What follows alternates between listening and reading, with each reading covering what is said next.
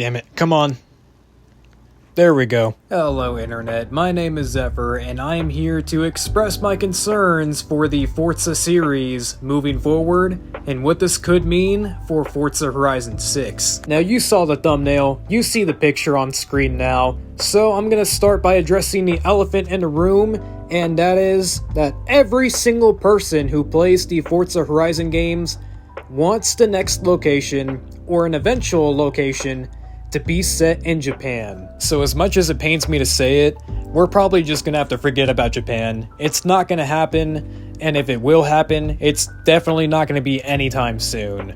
It will definitely not be the next game, and I have a theory as to what the next location is gonna be and why they're not choosing Japan. As a matter of fact, I'll give you guys a hint, because they have been teasing the next location very heavily and not so subtly with all of the cars that they add from that specific country. Now keep in mind that this is all purely speculation, but I believe the reason we're not going to Japan is because the next game will be set in China. And honestly, China just makes perfect sense. It is a huge country, so it would give us a massive map to drive around in. It has a ton of historical landmarks for us to potentially visit, plenty of cities, so if they did want to bring back these cities just like in Horizon 3, they could either base the map in Hong Kong or Shanghai, but I'll explain in a little bit why Hong Kong could bring them some issues.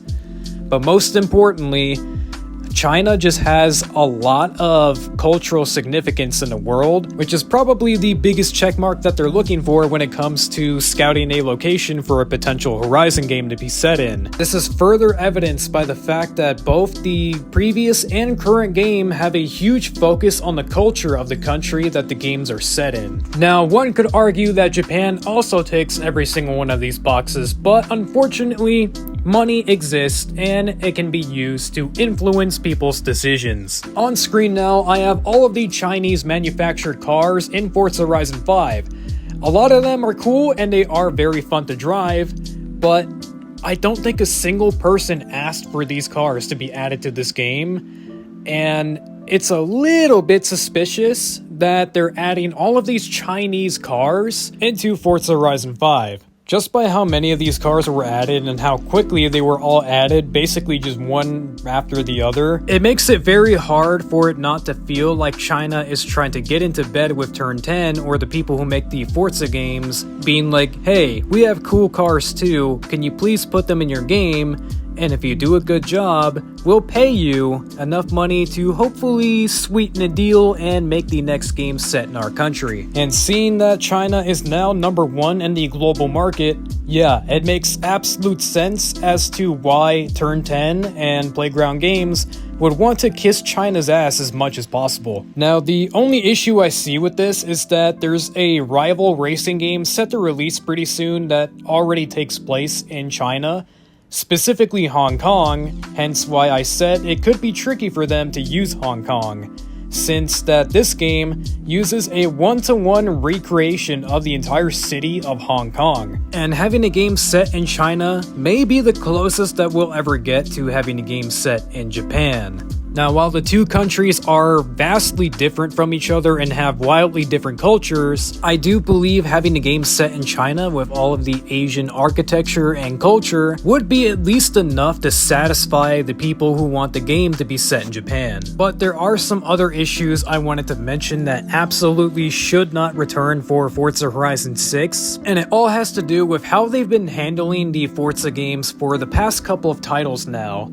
And the most egregious example is the most recent Forza Motorsport game. This game was an absolute disaster when it came out, and even up until its launch, people were not excited at all for the features that they wanted to implement, where you would have to level up your car to unlock parts for it. When in every previous game, there was never a rank requirement for you to unlock parts for your cars. When you bought a car, you already had everything available to you, and you could customize the car however you wanted. Now, there's two theories as to why they added this feature. The first and the most likely reason was because this is their poor attempt at trying to artificially boost the game's playtime, but it could also be likely that they saw all the people complaining that Forza games don't really have a real sense of progression, so that's why they added this feature. Whatever the reason may be, I think we can all agree that they went about it in the absolute worst way. And the most egregious thing that this game did was it barely had any content on its release. It barely had any cars, it barely had any tracks, and to pour salt on the wound, they would just drip feed old content from previous games. I have not touched this game since it came out, and I admit the only reason I installed it was just so I could drive my proper year Challenger, which they have in this game. So I'm not too up to date with the car list of this game and what cars they recently added, but I can tell you that on launch, this game had 0 F1 cars, and it had barely any actual race cars, which is the whole point of the motorsport series, focusing more on adding regular road-going cars. Which great, but at that point just add them to Horizon instead. Whereas if we go back to the previous game, they have a lot more of these proper track cars, these proper race cars than the current Forza Motorsport. And with a racing game simulator where you drive on famous racetracks, it would make sense that you would want to drive, you know, actual race cars. But let's go back to the drip feed problem, because it's something that's been happening for the past couple of games, and it's only getting worse with each new game. You see, drip feeding is when you purposely withhold content so you can slowly add it into the game, piece by piece, in an attempt to artificially prolong the game's lifespan. And wouldn't you know it, but the current Forza Horizon game is very guilty of this. On screen now, I have the original Pagani Huayra, which is one of my favorite cars of all time. This car has been in every Forza game at launch up until Horizon 5, and while it is in Horizon 5 now, that was not the case when the game came out, and it wouldn't be added until an entire year after the game came out. Now, this isn't the first time they've had egregious drip feeding like this. It actually started in Horizon 4, but this is definitely the game where it was the worst.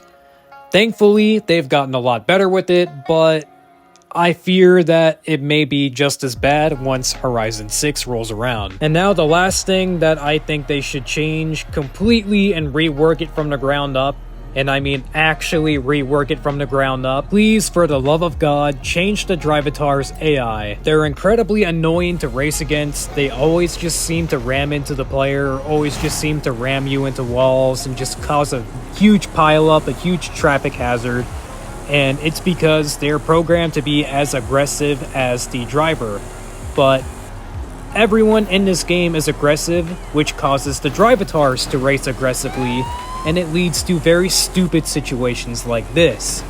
Another reason why I want them to rework the Drivatar system is because of the very blatant rubber banding that just makes them cheat. I absolutely hate rubber banding in video games because it seems like it's the easy way out and it's the simplest way to power scale.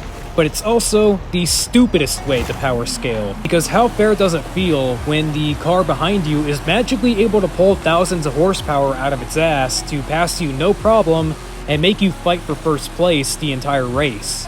I get that the difficulty setting is called unbeatable for a reason, but honestly, they should probably just get rid of it because the drivers themselves are not that skilled.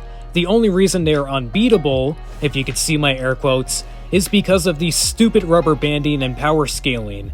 Whenever a car's behind you, it magically just passes you and makes you fight for the lead. And of course, there are the other issues that people want fixed for Horizon 6, like better, more accurate car models, better car sounds, but that's what I want. I want better AI. Because when the Hyundai behind me is able to get a engine swap mid-race with a top-fuel dragster just so it could pass me, it makes the game a lot less fun. But anyway, that's the end of the video.